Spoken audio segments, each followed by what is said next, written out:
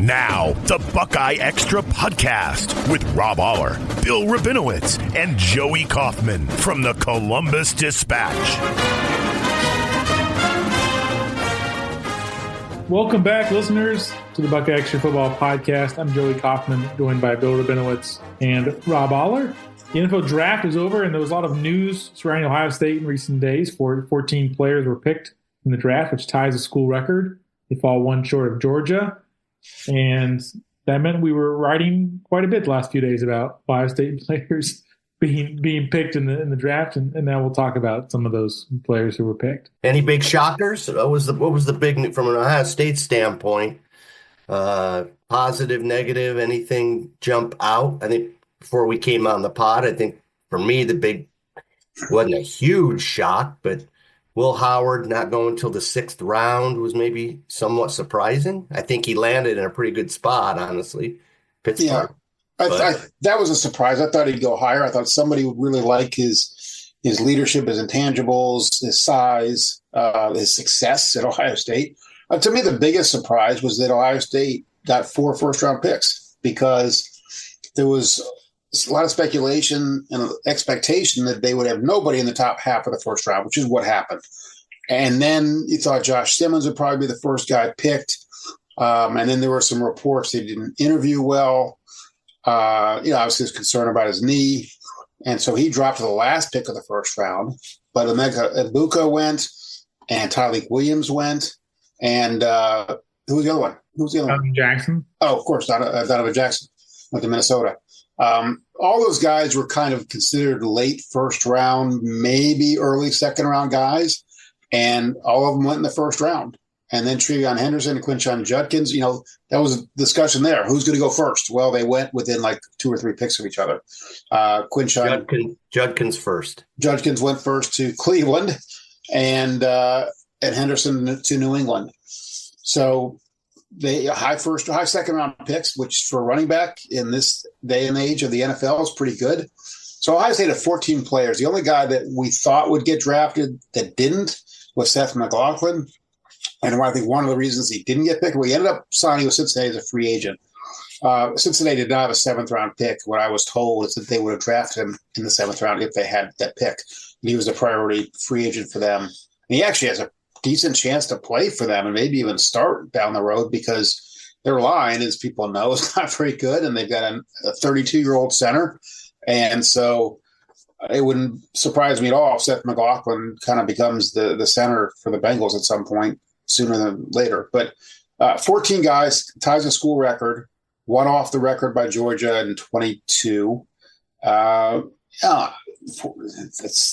the national championship team right there. And 13 of them were picked within the first 5 rounds. 10, I believe, in the first 4 rounds. They had 12 in the first 4 rounds, and 16. So not as if their draft selections were totally inflated by a bunch of 7th rounders going off the board. I mean, pretty high group all in all. And I thought they'd have a bunch of guys go in the 3rd round. Like that 3rd round seemed like the sweet spot. Nobody went in the 3rd round. It was 1st, 2nd, 4th, 5th, 6th. But you kind of see why they were. I always find the NFL draft interesting from the perspective of you kind of see just how the NFL valued their talent. And looking back on last year, it made sense why a lot of these guys came back for senior seasons because a bulk of them were mid-round draft picks. Denzel Burke, 5th round pick. Jordan Hancock, 5th round pick. JT and Jack, 2nd and 4th round picks. So maybe you think they bumped their stock up a round or two, but you're looking at a bunch of day 3 selections. But if you have NFL draft picks, even though they're a 4th round, 5th round pick, that's hugely valuable in college. But it's not so good that they leave with eligibility on the table. They really were at the sweet spot last year in terms of really good future NFL players, but not so good that they're gone as soon as they can go pro. I'm thinking about Quinn Ewers is going to make a lot more as a redshirt freshman at Ohio State with the Kumbacha NIL than he's going to make with the Dolphins as a 7th round pick who, 7th round picks aren't guaranteed to make the team. I would think that Quinn Ewers would, given Miami's quarterback situation, but, 7th round picks get a minimal bonus. And so, yeah, the NIL thing, as Joey alluded to, if you are not a first round pick, the NIL that you can get is pretty enticing because first of all, it's a sure thing. You know, you're not going to get cut in August like you can in the NFL. So, you know, you're guaranteed X amount of money from the college or whatever it's from, but NIL. And so, yes, if you are a 4th round pick, if you're projected to be a mid-round pick and you're going to get, let's say, high 6 figures from Ohio State or any other program, it would probably behoove you to take it. Yeah, and that's number's only going to go up with the 20 million coming from the revenue sharing. So, that'll help the cause. I think this all combines to, be fortuitous for the Buckeyes, and as Joey said, kind of lined up just perfectly. These guys weren't so good, but that next year got them into the middle grounds, and then I think other guys are going to see that as a sort of as a blueprint. Maybe it's dangerous to say that because this happened, that will happen, cause effect, but it's to their benefit that now there's a template there, at least for other players, other Ohio State players, to say, okay, maybe this is the way to do it. And the draft is such a crapshoot. I mean, Jack Sawyer probably thought he was going to go higher than he did, 4th round. I'm sure that Will Howard thought he'd be higher than a 6th round pick. So if you can get X amount that's, a bird in the hand as opposed to whatever the NFL ends up, I guarantee you Quinn Ewers never thought he was going to be a 7th round pick.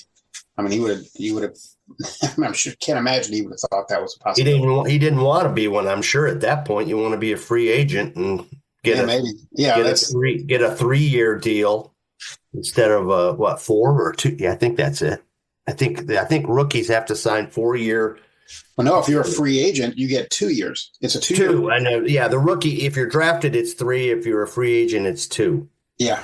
So let's say Seth McLaughlin comes to Cincinnati, makes the team, becomes a productive player. He can be on the open market in 2 years as opposed to 3, and get that.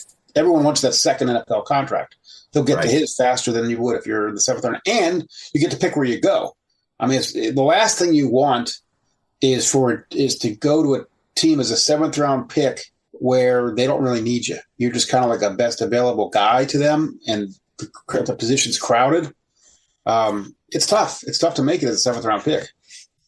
Do you think any of these Ohio State guys landed in the best scenario? I guess maybe let's talk a little bit about that in terms of landing spots. Anybody you think really is in a good who's best positioned? I think maybe for Sawyer going to. I don't know best, but I think Quinshawn Judkins, landed pretty well on a team that doesn't have a quarterback. You'd think they're going to run the ball a little more. Nick Chubb is, he's had his injury issues. I don't know the Browns roster well enough off the top of my head here to say, but he's a tough runner. Cleveland kind of likes that type of guy, and they're going to rely on him because who knows who their quarterback is. I know we want to get into that, but what a mess up in Cleveland. I think Jack Sawyer ending up with the Steelers seems like a good fit. Kind of an edge hybrid defensive end outside linebacker in that 3-4 system. I can see that. I think he's just kind of that mentality. He just kind of seems to fit in Pittsburgh. And I think Will Howard, because they're counting on Aaron Rodgers to sign there. If he does, first of all, he's 49 years old of whatever Aaron Rodgers is now. Is he going to make it through the season? They got really no other options, viable options, I guess. With Mason Rudolph's back with them, right? Jeez. Yeah, internally they like Mason Rudolph, but come on. Will Howard's a 6th round pick. Anyone who thinks he's going to start for the Steelers anytime soon is delusional. But unless there are injuries and crazy stuff. Here's another thing. He's now in Pittsburgh, and one of the guys one of the other quarterbacks is Skylar Thompson, who was ahead of him at Kansas State. And they got along well. Will Howard has had nothing but good things to say about Skylar Thompson. And so it's just, interesting. Jack Sawyer and Will Howard became very, very good friends. Now they're still teammates in Pittsburgh. I'm sure they were thrilled. I know they were thrilled. I saw the quotes from one of them that they're, back together. I think JT Tuimoloau going to Indianapolis is probably a good fit. Donovan Jackson, Minnesota. Minnesota's got a pretty good offensive line, had a good team.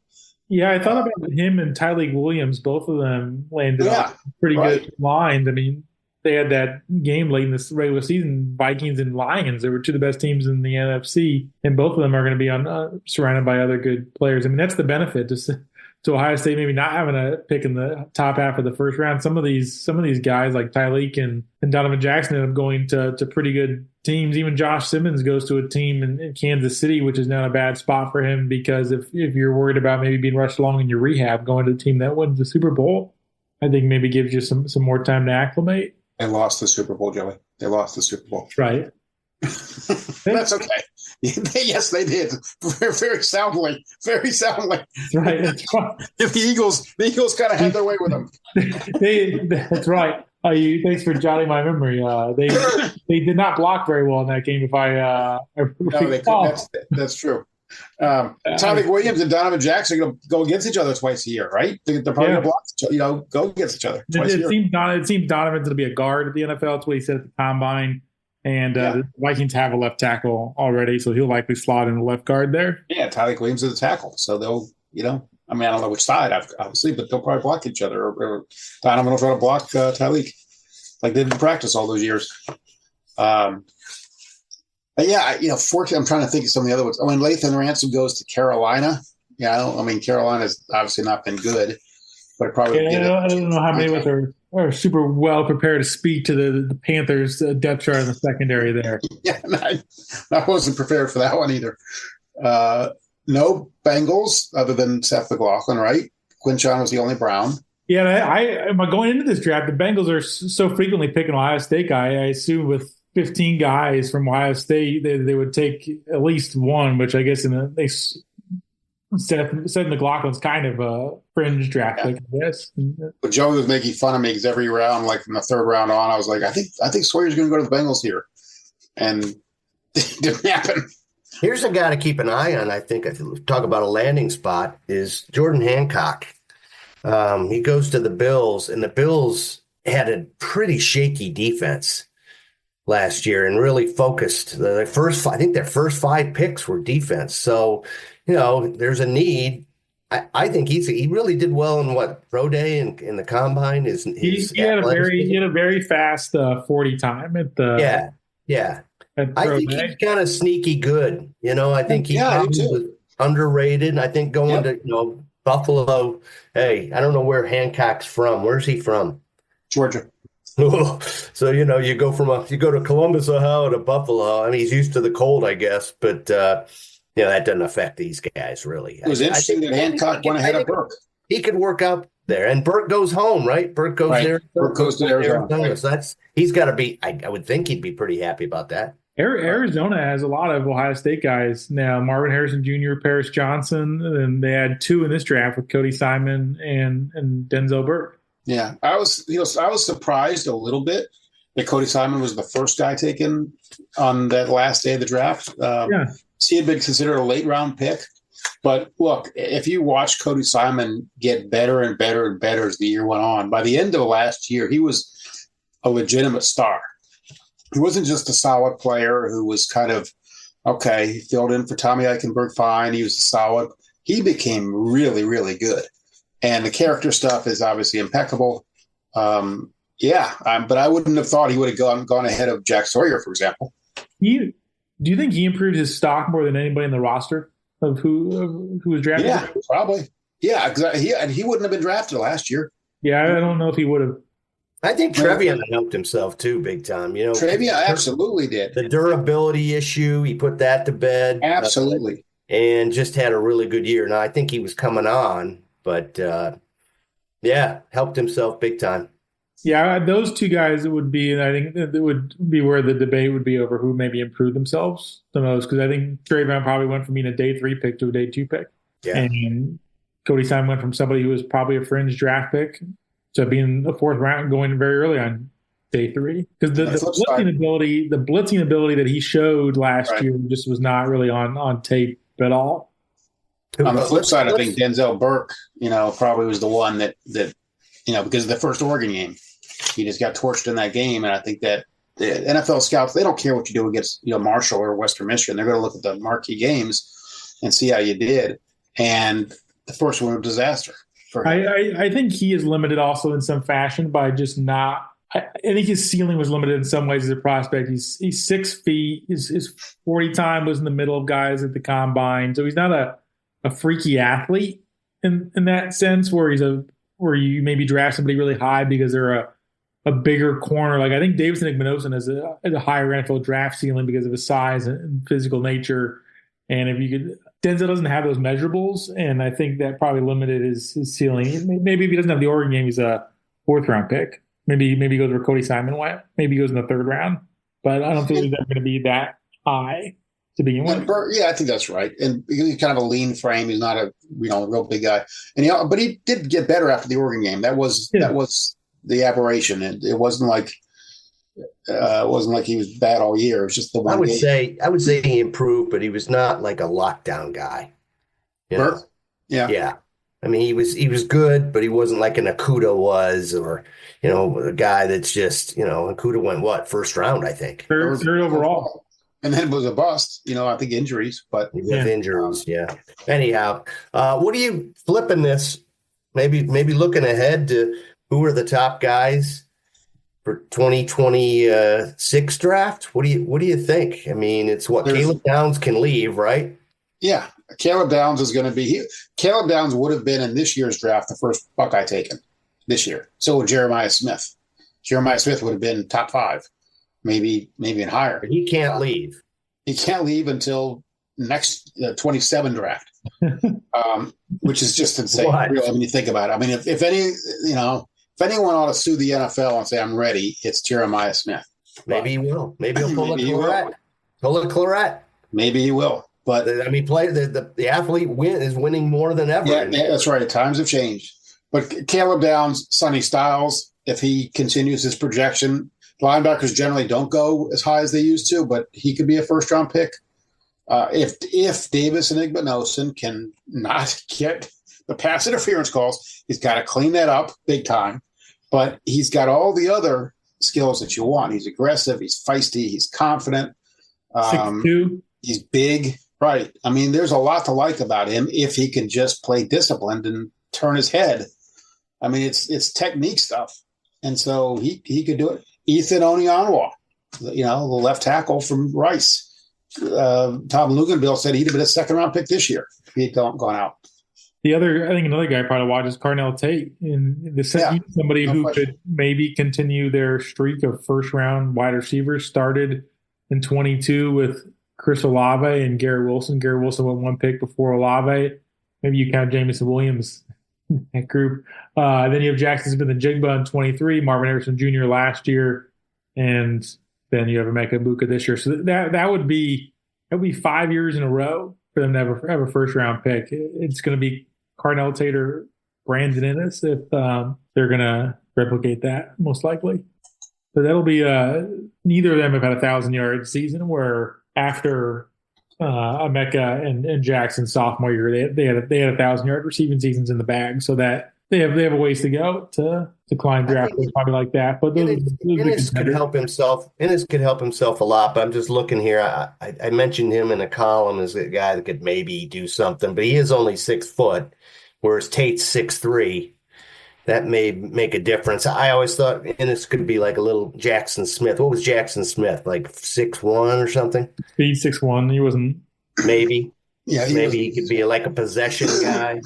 Inniss is more. He's a twitchy guy too. It's just more about he hasn't played as a starter any significant length of time. So it would take a sort of a big breakout here. And another transfer who could be a high draft pick next year is Max Clare, tight end from Purdue. He caught 51 passes, I think, for Purdue last year. I don't think he's going to catch that money at Ohio State just because you've got one ball and Jeremiah Smith and Carnell Tate and Brandon Inniss. But he could get – he's a really good player. When they played Purdue this year, the defensive players were like going to Ohio State's coaches and saying before the game, if this guy goes in the portal, go get him. He's that good.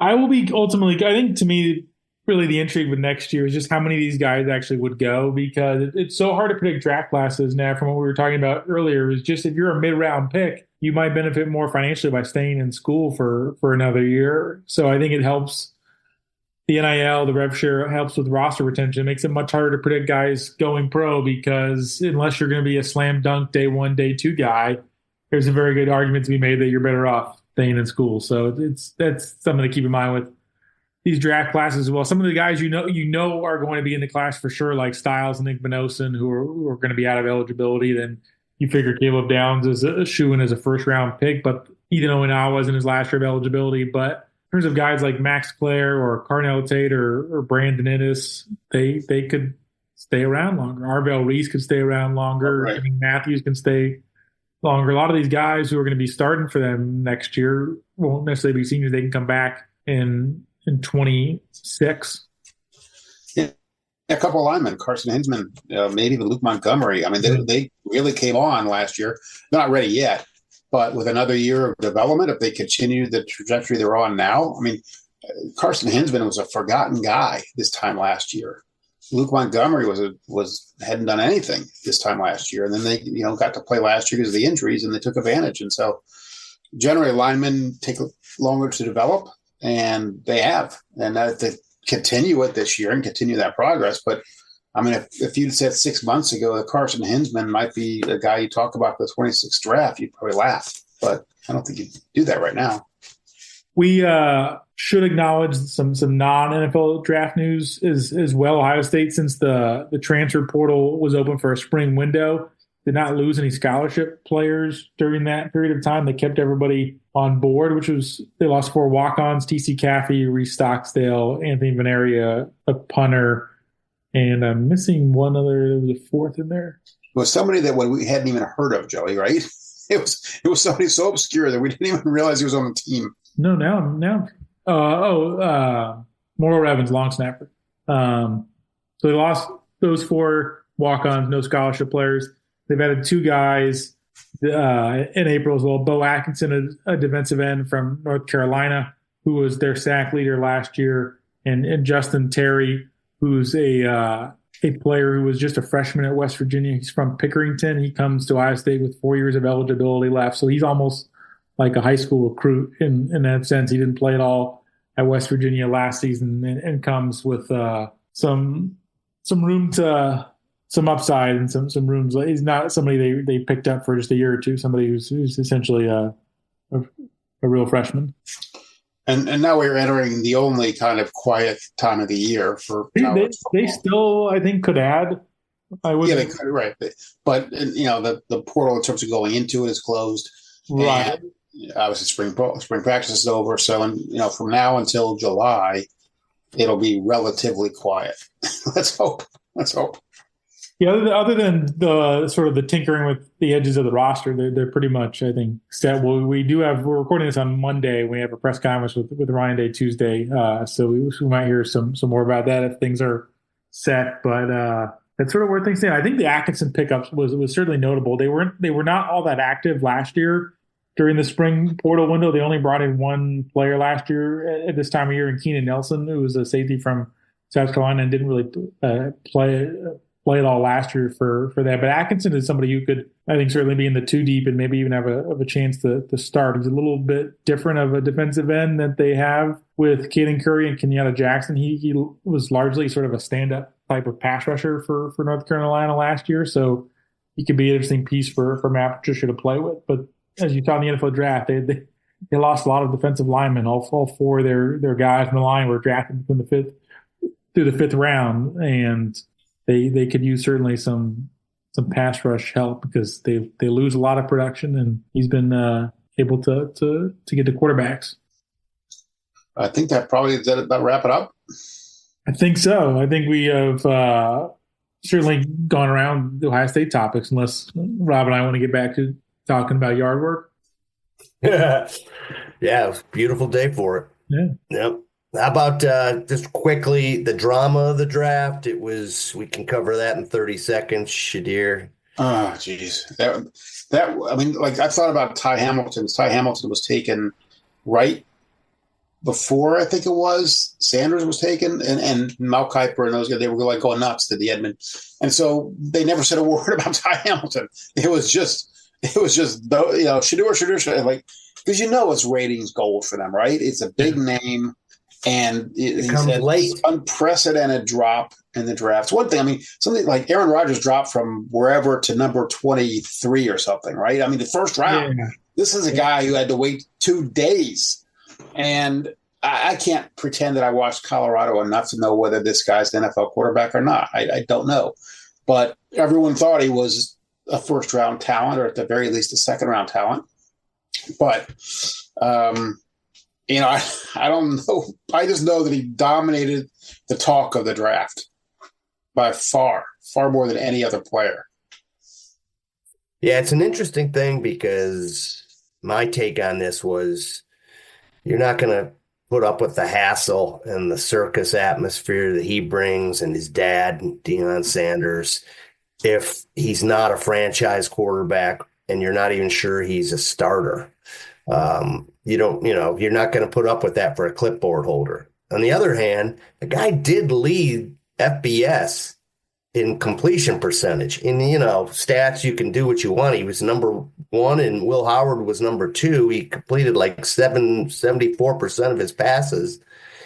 And yeah, maybe the competition wasn't incredible, but it was good enough. And he did. I mean, he found receivers. So there's some talent there. It just is everything else around it. And I just don't think the NFL wanted it, but that's we don't need to get into that. I don't buy the whole collusion thing that the owners, and the GMs got together. I think that basically they just didn't see somebody who was a franchise guy, and you don't want to put up with the headache.